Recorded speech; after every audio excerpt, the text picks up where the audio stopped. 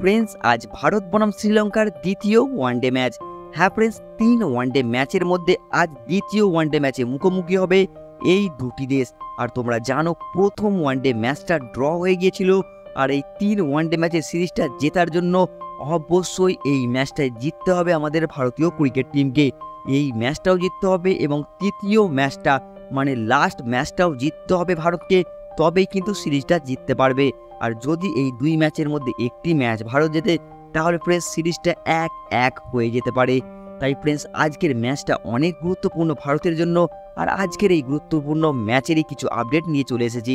Friends, দ্বিতীয় ম্যাচের pitch কেমন হতে পারে, আবহাওয়া কেমন হতে পারে, বৃষ্টির সম্ভাবনা কতটা, আর তার সঙ্গে ভারতের সম্ভাব্য একাদশ আজকের ম্যাচে কি হতে পারে, এই মুহূর্তের লেটেস্ট আপডেট অনুযায়ী ভারতের প্লেইং 11 কীরকম হতে চলেছে সেটাও তুলে ধরবো ফ্রেন্ডস আজকের এই ভিডিওয়।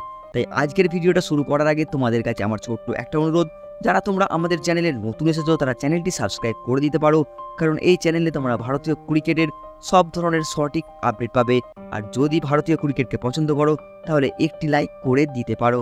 হ্যালো ফ্রেন্ডস, আমি আমির, তোমরা দেখছো স্পোর্টস বাংলাদেশে। ফ্রেন্ডস, এবার প্রথমে আমরা কথা বলবো আজকের ম্যাচের পিচ কেমন হতে পারে। ফ্রেন্ডস, আজকে দ্বিতীয় ওয়ানডে ম্যাচ, আর যখন তোমাদের আমি প্রথম ওয়ানডে ম্যাচের পিচের আপডেট দিচ্ছিলাম তখন বলেছিলাম যে প্রথম ম্যাচে স্পিনারদের দাপট হতে পারে, প্রথম ম্যাচটা ব্যাটসম্যানদের জন্য কঠিন পরিস্থিতি হয়ে উঠতে পারে, প্রথম ম্যাচে ফাস্ট বোলারদের স্লোয়ার বলগুলো বড় এফেক্টিভ হয়ে উঠতে পারে, কারণ পিচ স্লো হবে যত খেলা হবে। আর ফ্রেন্ডস, আমরা প্রথম ম্যাচে সেই পিচ রিপোর্টটা একদম 100% সফল হতে দেখেছি। আর ফ্রেন্ডস, আজকের ম্যাচটা দ্বিতীয় ম্যাচটাতেও সেই স্পিনারদের দাপট হতে পারে, ব্যাটসম্যানদের জন্য প্রথম ওয়ানডে ম্যাচের থেকে আরও বেশি কঠিন পরিস্থিতি হয়ে উঠতে পারে। আর ফাস্ট বোলারদের ফ্রেন্ডস শুরুর দিকটা সুইং, আর পরে স্লোয়ার বল বা গতিতে মিশ্রণ, এইসব বলগুলো অনেক এফেক্টিভ হয়ে উঠবে। তার কারণ হচ্ছে ফ্রেন্ডস, প্রথম ওয়ানডে ম্যাচটা যেই স্টেডিয়ামে হয়েছিল, যেই প্রেমদাস স্টেডিয়ামে হয়েছিল, সেই স্টেডিয়ামে কিন্তু দ্বিতীয় ওয়ানডে ম্যাচটা আজকেও হবে। হ্যাঁ ফ্রেন্ডস, আজকের এই দ্বিতীয় ওয়ানডে ম্যাচটা সেই কলম্বোর প্রেমদাসা স্টেডিয়ামে হবে।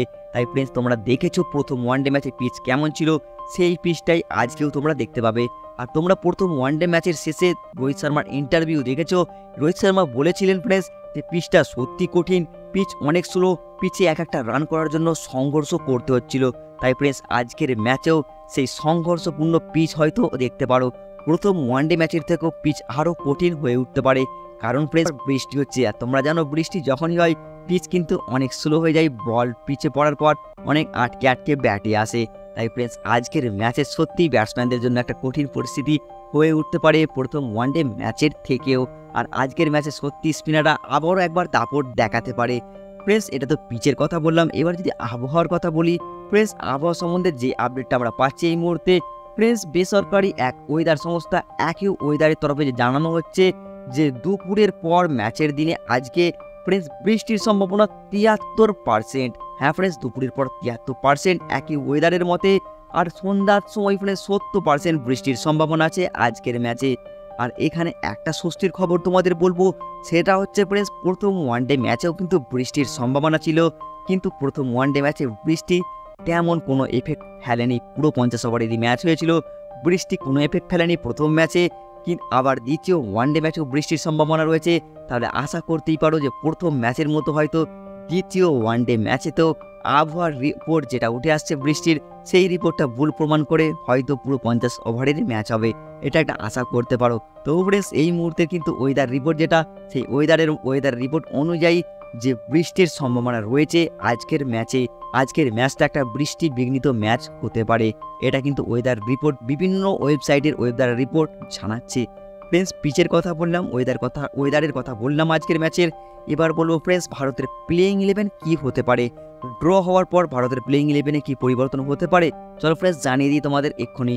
ফ্রেন্ডস, এই মুহূর্তের যে লেটেস্ট আমরা আপডেট পাচ্ছি, সেই আপডেট অনুযায়ী ভারতের ওপেনিং করতে পারে রোহিত শর্মা আর শুভমান গিল। হ্যাঁ ফ্রেন্ডস, সেই পুরনো ওপেনিং জুটি আজ খেলতে পারে। 3 নম্বরে তোমরা দেখতে পারো ফ্রেন্ডস বিরাট কোহলিকে, 4 নম্বরে তোমরা দেখতে পারো শ্রেয়াস আইয়ারকে, 5 নম্বরে উইকেট কিপার ব্যাটসম্যান হিসাবে দেখতে পারো কেএল রাহুলকে, 6 নম্বরে তোমরা দেখতে পারো শিবম দুবে, 7 নম্বরে ফ্রেন্ডস তোমার অক্ষর পটেল, 8 নম্বরে ওয়াশিংটন সুন্দর, 9 নম্বরে কুলদীপ যাদব, 10 নম্বরে মোহাম্মদ সিরাজ, 11 নম্বরে আর্শদীপ সিং। হ্যাঁ ফ্রেন্ডস, এই টাইপেরই একটা প্লেইং 11 আজ খেলবে বলেই বিভিন্ন আপডেট উঠে আসছে। পরিবর্তন হওয়ার সম্ভাবনা অনেক কম রয়েছে দ্বিতীয় এই ওয়ানডে ম্যাচে।